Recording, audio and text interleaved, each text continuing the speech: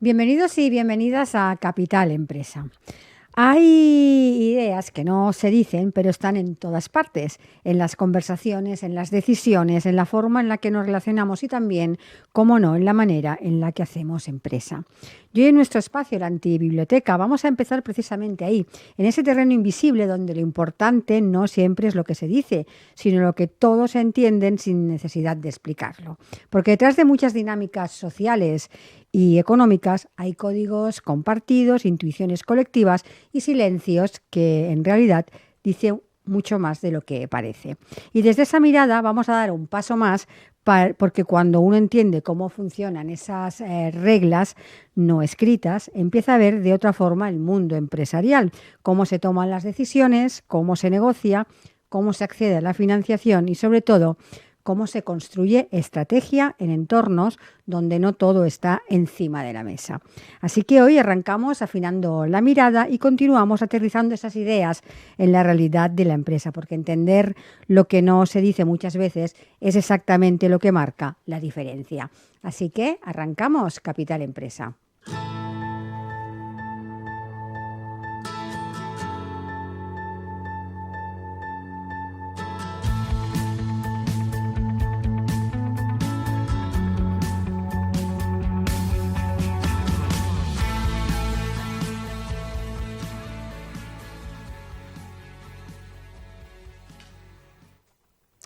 Y arrancamos ya el programa y lo hacemos con nuestro colaborador, con Diego Torres, en su espacio La Antibiblioteca.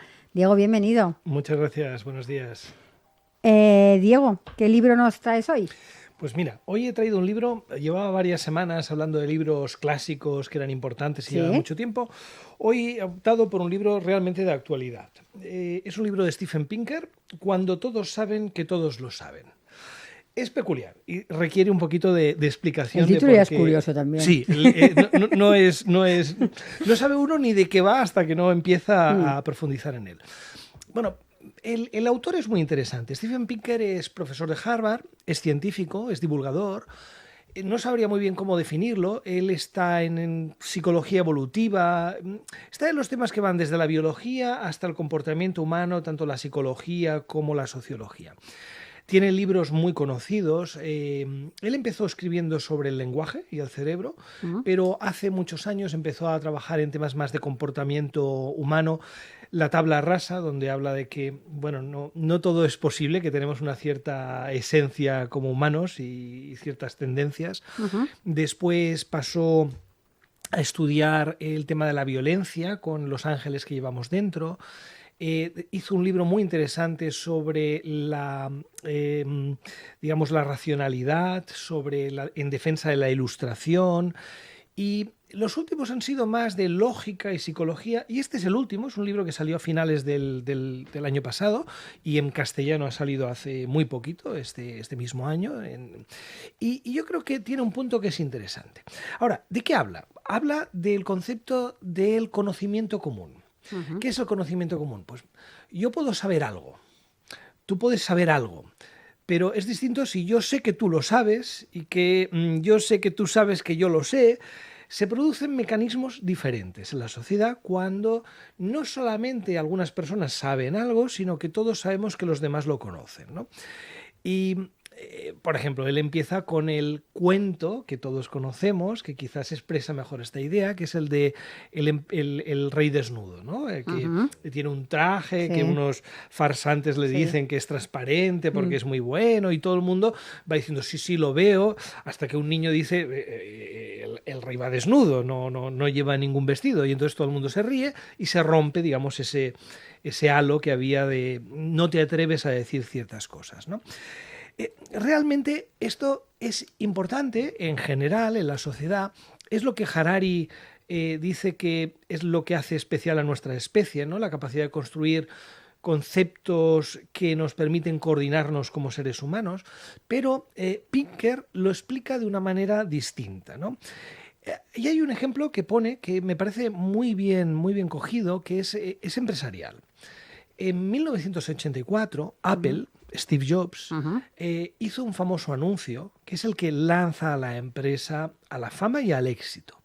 Y es el famoso anuncio del descanso de la Super Bowl, en el cual muestra unas imágenes del libro 1984, una sociedad robótica, un poco tiranizada, y aparece una chica vestida de forma muy distinta y colorista, con un martillo, destroza una pantalla y provoca como una especie de revolución, ¿no?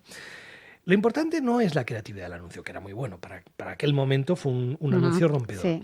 La gente ya sabía que Apple existía. Y sabía que Apple era una compañía distinta, que hacía ordenadores diferentes, pero nadie se atrevía a comprar Apple, porque al final, si te equivocabas y comprabas un IBM y salía mal algo, no era culpa tuya. ¿Quién lo iba a suponer? Yo he comprado IBM, ¿no? Es la opción segura. Todo el mundo sabía que Apple podía ser una alternativa, pero nadie daba el paso. El anuncio rompe esa dinámica, porque de repente no es que tú conozcas Apple, la gente ya lo conocía, pero es que sabes que todos tus colegas conocen a Apple, porque se ha hecho famoso porque ha hecho ese anuncio. Y explica que es una forma distinta de entender la informática. Y eso cambia algo y de repente Apple empieza a crecer en cuota de mercado. Y este fenómeno está detrás de muchos fenómenos empresariales. Por ejemplo, Mercadona, en su día, su estrategia de precios siempre bajos fue inicialmente contraatacada por otras cadenas que intentaban hacer campañas puntuales. Y además tiene su lógica, decir, bueno, ahora este me ataca con precios, pues yo también bajo los precios. Hasta que realmente no estableció que no era una campaña, sino que iba a mantener los precios siempre bajos con una apuesta por la marca blanca, no se pacificó el mercado. Entonces, ahí también hay un fenómeno de conocimiento común, de saber que todos saben que la estrategia de esa empresa es esa, ¿no? O Zara, en el sector de la moda, con su estrategia de cambios continuos de colección, restocaje muy rápido en las tiendas, cambia todo el fenómeno, todo el circuito por el que funcionaba el mundo de la moda, y no solamente lo cambia, sino que cuando todo el mundo es consciente que ese cambio se ha producido, empiezan a alterarse otras personas, otras empresas, otras estrategias, pero queda consolidado como líder, disruptor de su sector, ¿no?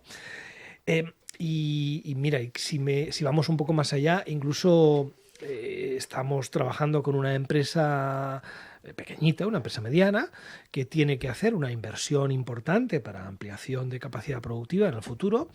Y oye, 2-3 años antes ha empezado a trabajar en ser conocida por el sector financiero. Ahora no tiene ninguna necesidad de financiación, pero está trabajando de manera que sea conocida por todos y que todos los actores del sector financiero sepan que los demás actores financieros también la conocen.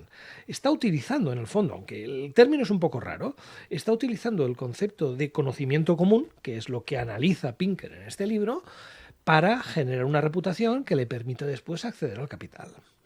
Por lo tanto, aunque parece pues, un aspecto un poco oscuro de psicología, tiene mucho que ver con lo que hacemos cada día en el mundo de las empresas. Por eso me ha parecido interesante comentarlo esta semana. Y digo, con esos ejemplos que nos estás poniendo de comunicación, ¿hasta qué punto la comunicación indirecta es una forma de inteligencia social? Claro, a ver, fíjate qué ha pasado en los últimos años.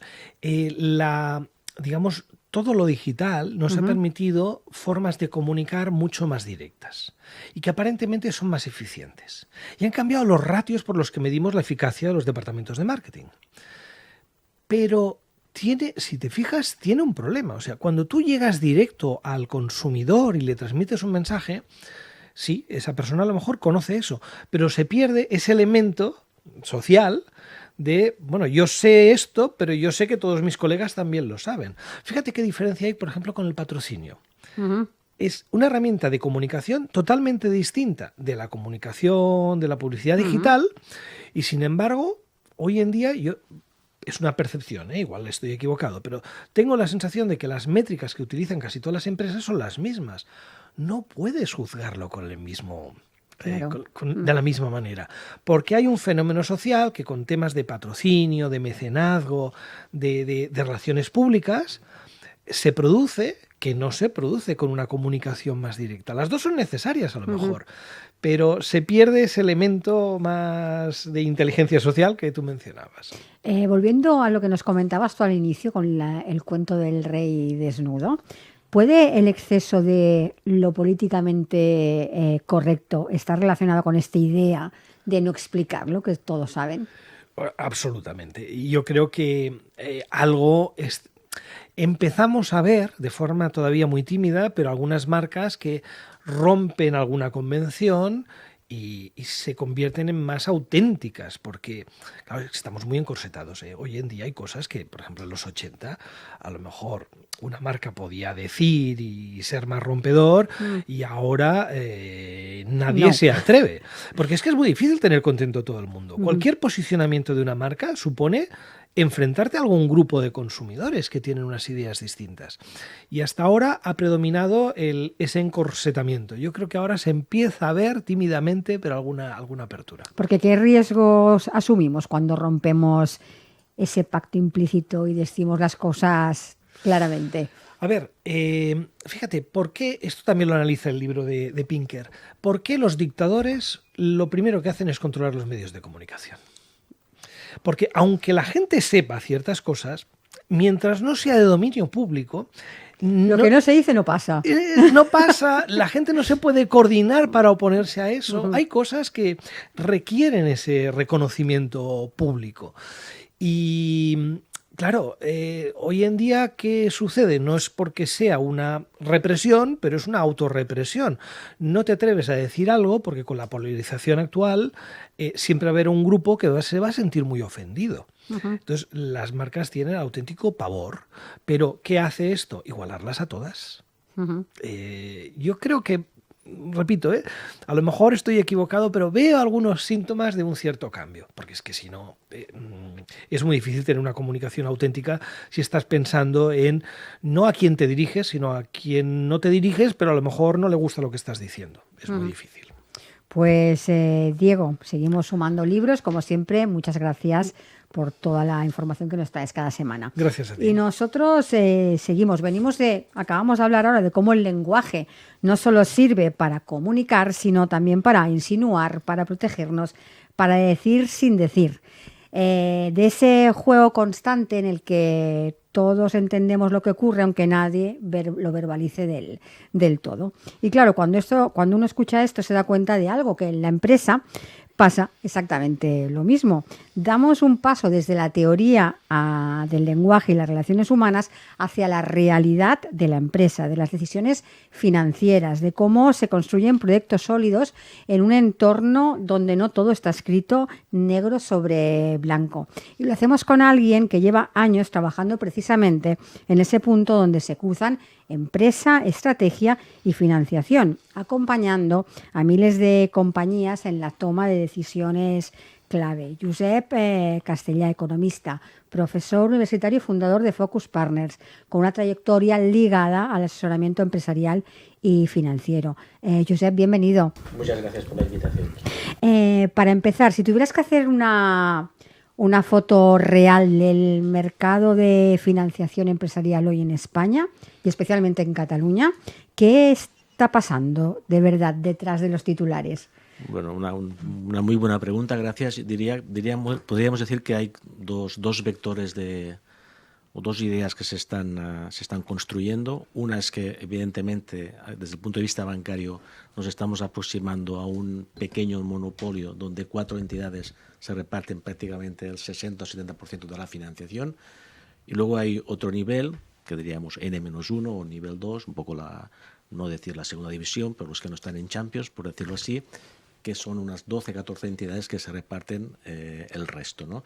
La suma de la financiación bancaria respecto a la financiación total en pymes está sobre el 99-98%. En empresas que no son pymes bajamos un poco y estamos sobre el 70% a nivel español, a nivel estatal y a nivel pues también del mercado financiero Plaza Cataluña. Esto sería por una idea, ¿no? La concentración próximo al monoxonio, que es el tema de la concentración de la oferta.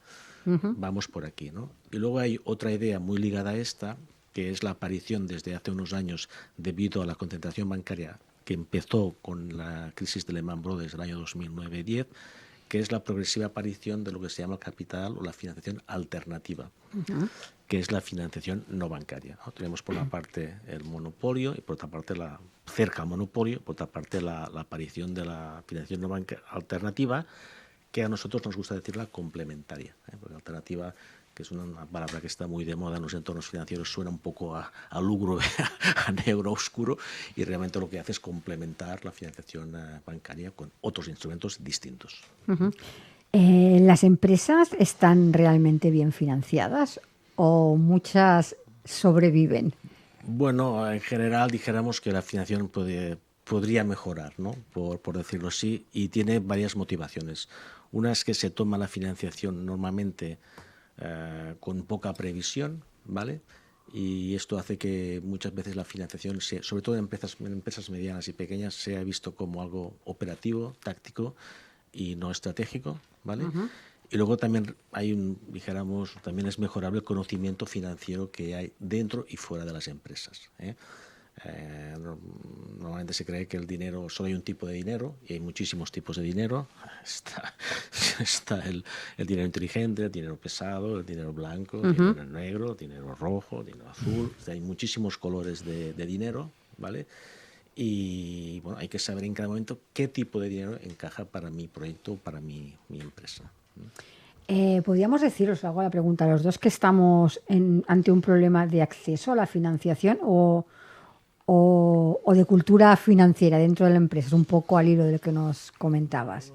Bueno, yo diría que es un poco las dos cosas. El hecho de la concentración bancaria, esta que hemos mencionado hace un momentito, a veces genera un concepto que se llama exclusión financiera, ¿vale?, que es un debate infinito, y la exclusión financiera, bueno, pues provoca que mucha gente no tenga acceso a la financiación, que es un poco la pregunta, ¿no? Hay una parte de limitación a la financiación y también hay un tema de oferta de financiación, ¿no?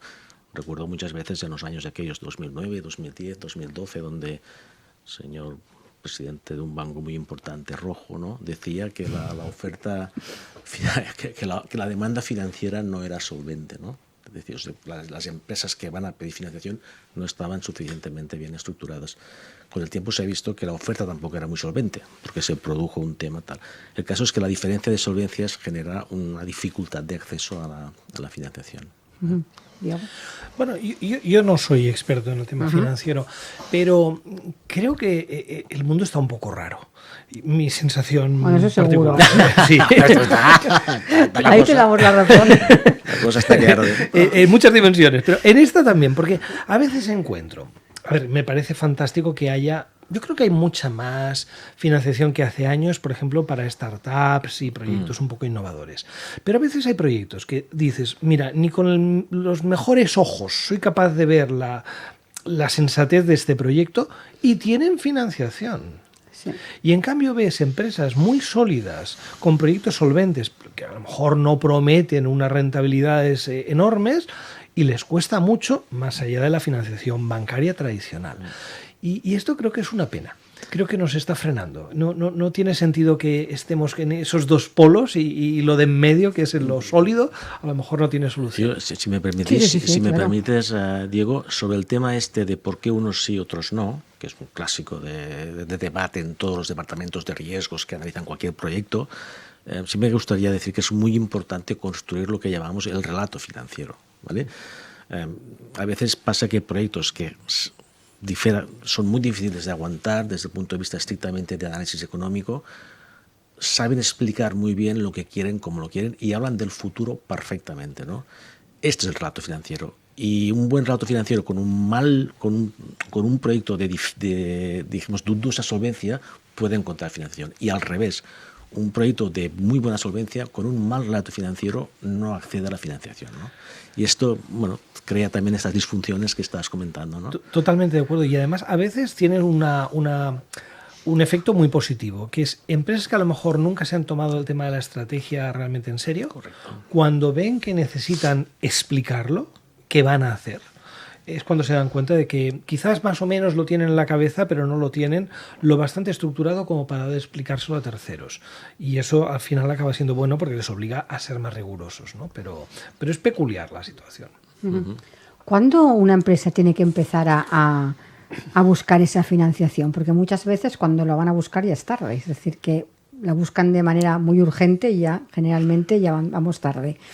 Sí, lo ideal sería decir que la financiación hay que buscarla antes de empezar la empresa y durante toda la vida, ¿no? Es decir, no dejarla solo para los momentos puntuales, que son básicamente dos en el mercado financiero que tenemos aquí.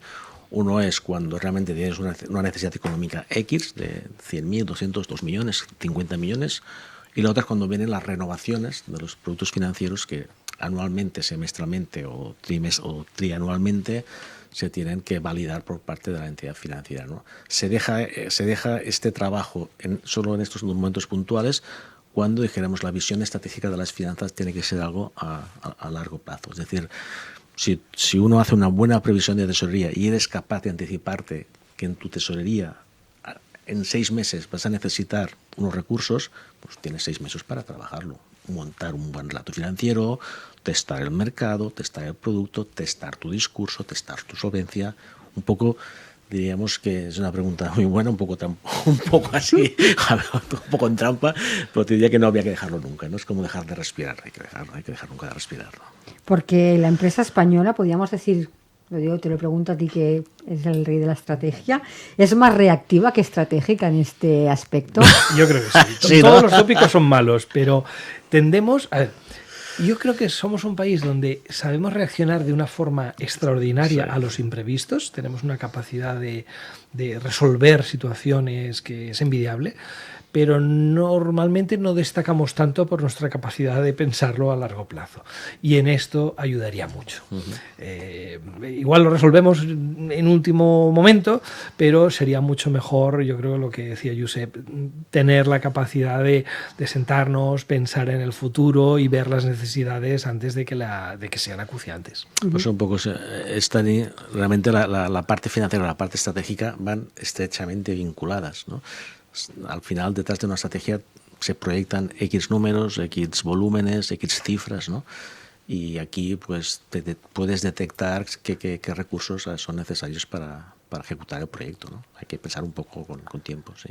Josep, antes nos hablabas de la financiación alternativa, pero cuando decimos financiación alternativa, ¿de qué estamos hablando realmente para que nos entendamos todos? Sí, esto es un concepto que ha ido mutando, ¿no? Como pasa habitualmente con todos.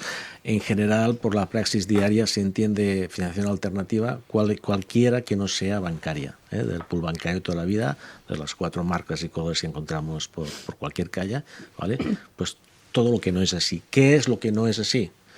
Pues normalmente son instrumentos un poquito más sofisticados, cosas como renting, leasing, y luego también con esta evolución de la aparición de financiación alternativa o no bancaria, complementario, como nos gusta decir a nosotros, también está muy de moda fondos que financian circulante, que se llaman pues, facturas, anticipos, pago a proveedores. Esto vendría así. Y luego hay un tercer nivel, ya para empresas un poquitín más grandes, que es el capital privado puramente, que son los fondos de cualquier tipo, ¿no? Que todo esto es muy sajón, ¿eh? Todo esto viene mucho del management, de la parte inglesa sajona, ¿no? Pero que está llegando a España, evidentemente, con muchos años de retraso, pero está llegando, que son estos fondos que van a participar el capital o dan grandes préstamos de forma un poquitín más sofisticada. O sea,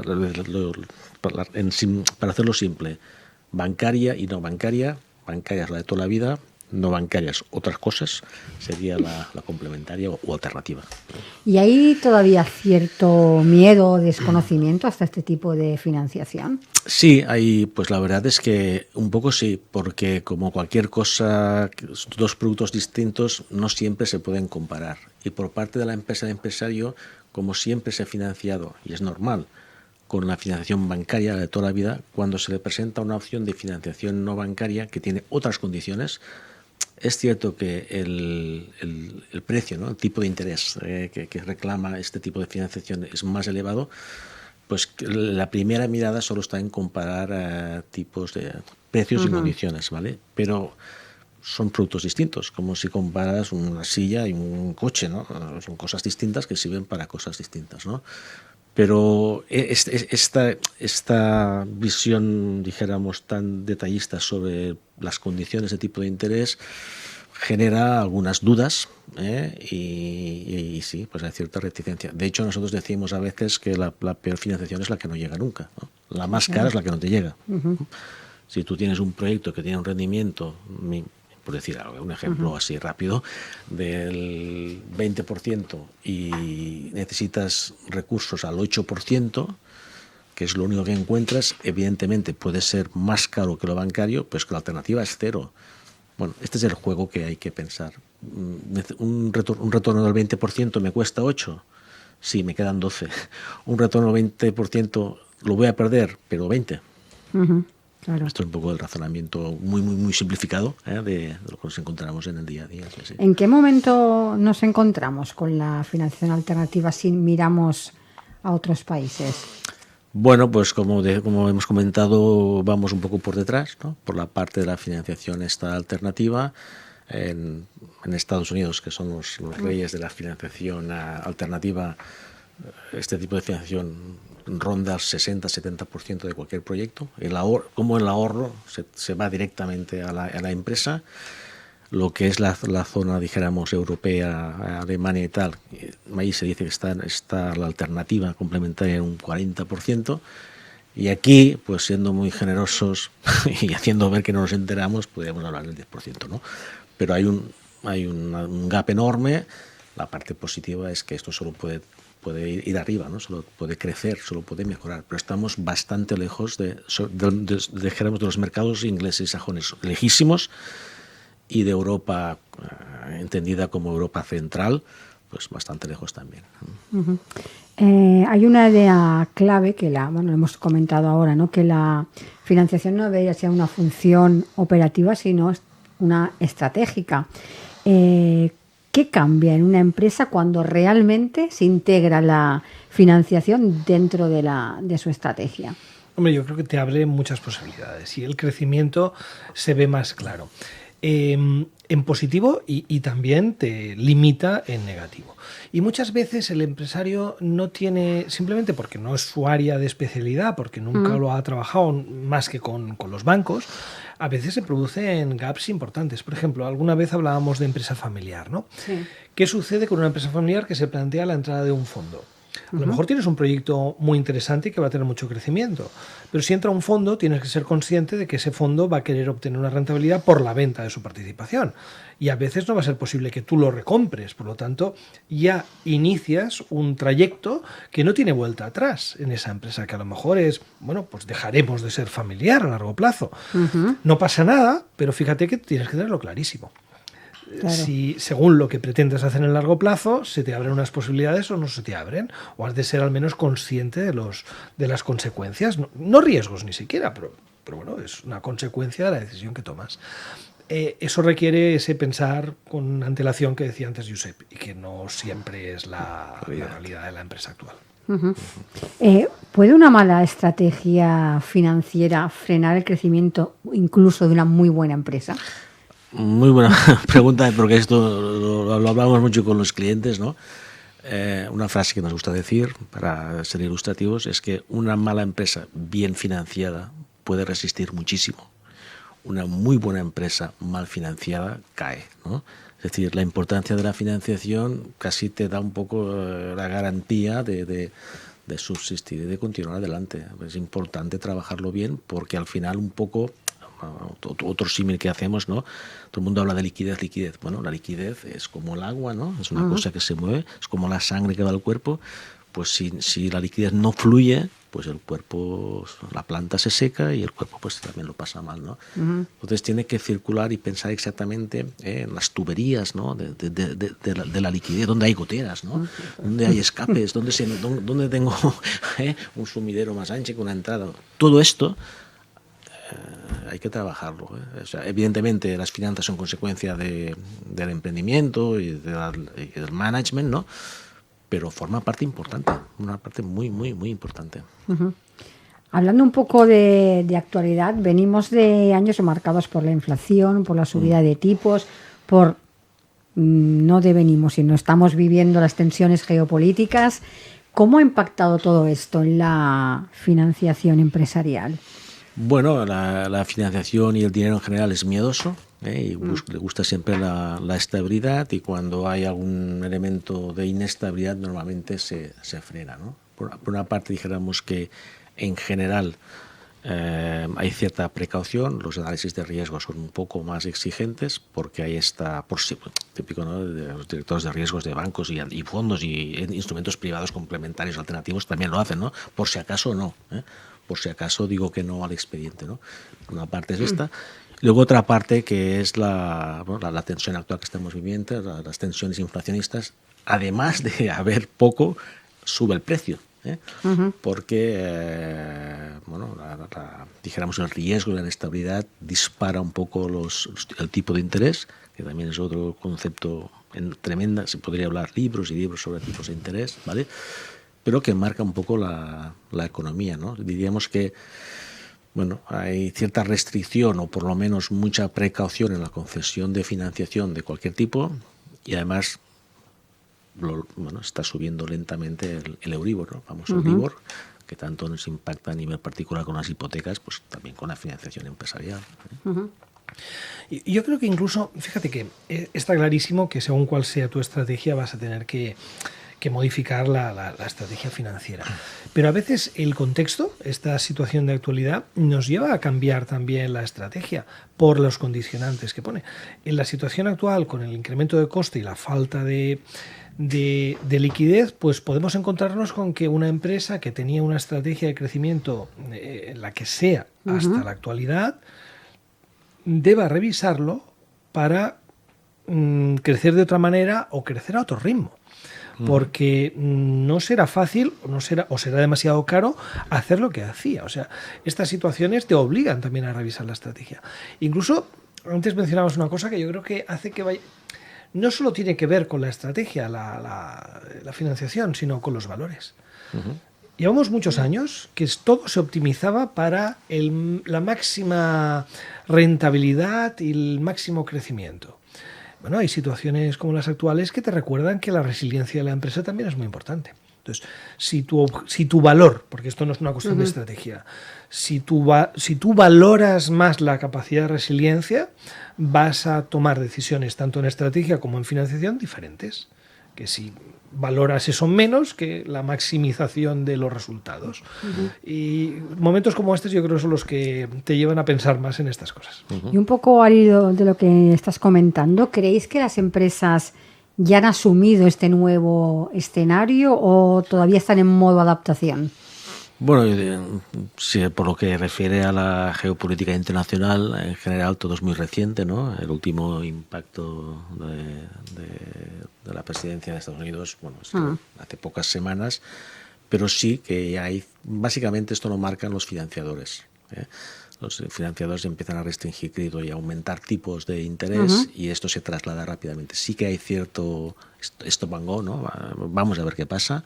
Esto sí que ya está pasando, y concesiones de crédito que se demoran o se esperan, ¿no? Esto es muy importante, la gestión del tiempo en todas estas cosas es primordial, la respuesta que tú tienes, cómo lo haces, cuánto tiempo, pues los tiempos se están alargando un poco para ver qué pasa sorprendentemente o contrariamente, la bolsa está tirando muy bien, y bueno, la bolsa nos parece indicar que podría ser que esto va a ser rápido, ¿no? Lo de Irán y Estados Unidos, para citar algo concreto que está encima de la mesa, ¿no? Vamos a ver, los analistas lo dan por descontado, y mejor que sea así, porque entonces este pequeño estado stand-by pues desaparecerá. Hablo de financiación, no de rendimiento de bolsa, que es otra cosa.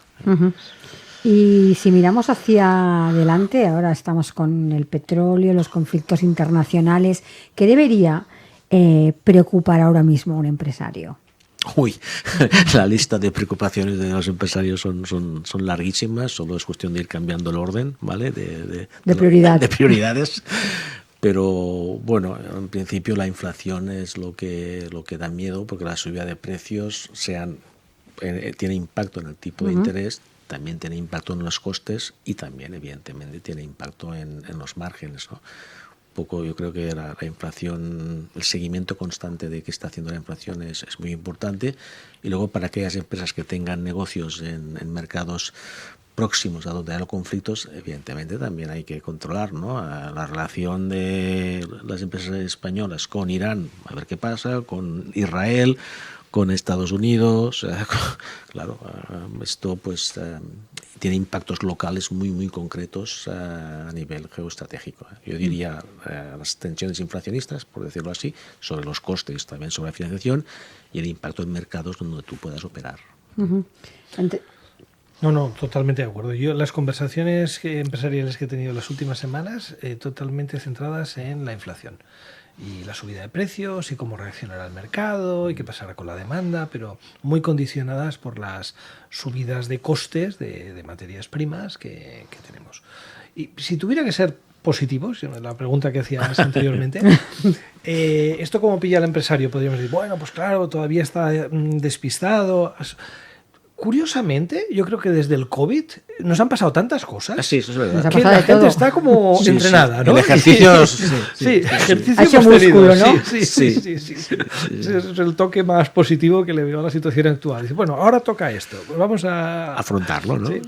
Supongo que en estas situaciones, cuando hablamos de estrategia, claro, la estrategia no es un aparato rígido, es decir, se tiene que ir moviendo en función de lo que va pasando en la empresa, en el mundo y en todas partes. Supongo que es un poco esto, ¿no? Absolutamente. Si no, estaríamos hablando de planes quinquenales soviéticos. No. La estrategia es, en el fragor de la batalla, cómo voy adaptándome y actuando para tener éxito dentro del cambio permanente que supone. ¿Qué es eso de que todo el mundo sabe o habla del mundo empresarial, sabe sobre financiación, pero muy pocos están aplicando de verdad? ¿Qué es aquello que dice todo el mundo sabe, pero pocos aplican? Bueno, yo creo que esto Josep nos lo puede contar mejor. Yo diría que es justamente... a ver, no es que no se habla, porque se habla, pero empieza a preocupar mucho las pocas entidades financieras que controlan la oferta. Ya. Es algo que preocupa al empresario. Sí, la sensación esta de pocas ventanillas donde acudir, esto es evidente. Por la mala noticia es que parece que es algo general en Europa y en el mundo. ¿Por qué? Porque las entidades españolas y europeas son muy pequeñas respecto a las chinas y estadounidenses, sobre todo las chinas, ¿no? Entonces, para competir a una escala global, pues necesitas instituciones financieras muy grandes. Esto provoca que se tienda un poco a la concentración, que esto en sentido objetivo es incluso romántico, pero luego en la práctica pues perjudica porque hay poca competencia, ¿no? La competencia perfecta no se produce, ¿no? Hay un tema de poca accesibilidad y luego también lo que tú decías, nos han pasado tantas cosas, llega un momento en que es difícil controlar escenarios futuros, ¿no? Porque siempre pasa algo, ¿no? Cuando parecía que no sé qué, Gaza. Cuando parece Ucrania, Gaza, Irán. Un poco la empresa dice, bueno, la próxima ¿cuál será, no? La próxima igual es aquí ya, ¿no? No sé, pero es como el dinero es un poco miedoso en general, quizás hace que los vectores de crecimiento de las compañías no se desarrollen del todo. Uh-huh. Podría ser eso. Hablando un poco de esta concentración de pocas entidades que nos van quedando, que todo el mundo dice nos quedan pocas ya donde ir a picar a la puerta, ¿qué tipo de empresas deberían mirar más allá de esa financiación tradicional, digámosle así? Pues actualmente todas, uh-huh. Porque sobre las entidades sí que un poco también un mensaje que damos muchas veces a las empresas. Es cierto que las grandes que se reparten un porcentaje altísimo son 4 o 5, más bien 4, pero entidades con ficha bancaria, que se llama, que tengan el derecho y la posibilidad de dar préstamos en España, hay más de 40, o sea, hay muchas más, muy específicas. Unas solo hacen hipotecas, otras solo hacen tipo de créditos a largo plazo, es decir, hay un mundo más amplio, ¿no? Pero vaya, por el tema de las empresas, normalmente todas las pequeñas tienen acceso a las que están cerca de su barrio, más o menos, ¿vale?